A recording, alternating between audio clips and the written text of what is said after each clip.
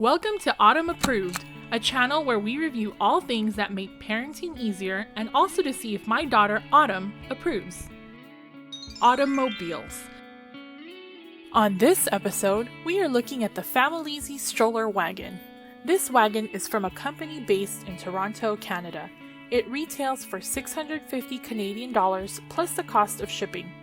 It is comparable to the Wonderfold W4 original stroller wagon. There are two bench seats that have two sets of 5-point harnesses on each bench. The carriage itself can take up to 330 pounds, and each bench seat can take up to 100 pounds. The website says that the wagon itself weighs 41 pounds with the seats in, but without the seats, it feels like it's much lighter weight. Here are just a few measurements of the Famileasy Wagon for reference. It is 23 inches wide and 36 inches long. The bench seat is 18.5 inches across, and the seat itself measures 7.5 inches. The seat height is 16 inches. I have the original W4 seat covers on this, and it fits like a glove.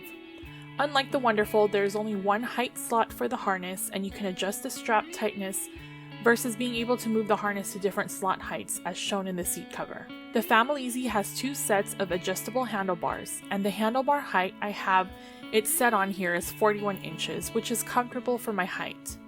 The back wheels have a diameter of 10 inches and a thickness of 2 inches with some nice treading and is made of polyurethane. Both handlebars are adjustable and is wrapped in leatherette. I appreciate that the buttons to adjust the handles are on the inside rather than the outside because it's more ergonomic to adjust the handles that way. It does come with a cooler bag as well as a basket which you can move to either side of the wagon. The canopy is kind of a hybrid of the Creative Outdoors wagon and the Keens. The canopy poles are stored inside of the wagon frame and you have to screw them on and off. The framing of the canopy top is kind of like a magic wand where you have to fold and unfold them to make a crisscross top. Then you place the canopy over each corner and make it taut. There are Velcro straps on each corner to help it stay in place. The top of one side zips open to a mesh peekaboo window. But unlike the Keens, there are no extra side panels that drop down for extra coverage. However, the car seat canopy hack that can be done on the Wonderfold wagons also work for this canopy for more coverage. There's also a bug net and a rain cover that you can purchase separately. There is another pocket of storage on the side where the larger wheels are, as well as a zippered opening so your children can crawl in and out of the wagon easily. It's a very large zippered opening, so if you have large dogs, they can also crawl in and out of it. The brake mechanism is just a foot pedal, which is actually flip-flop friendly. To fold the wagon, there is a pull strap in the center of the carriage, much like the Keens and the Larktail Caravan. This wagon is a hybrid of an accordion fold and a hard pull top where the seats attach.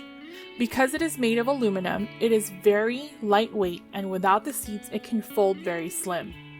Like the Keens, there is a strap to keep it folded together.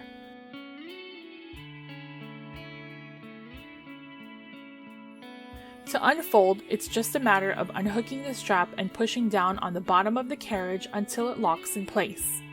The side flaps have a pocket and a Velcro behind it to keep it in place on the frame. Here I am showing how easy it is to remove the back wheels with the pull tab so that I can load it into even the smallest of trunks. By removing the seats, it folds very slim, and removing the back wheels, I can load it in the trunk of a Honda Fit and even a Honda Pilot with all 3 rows up. There's still some room to spare on the sides for a few grocery bags.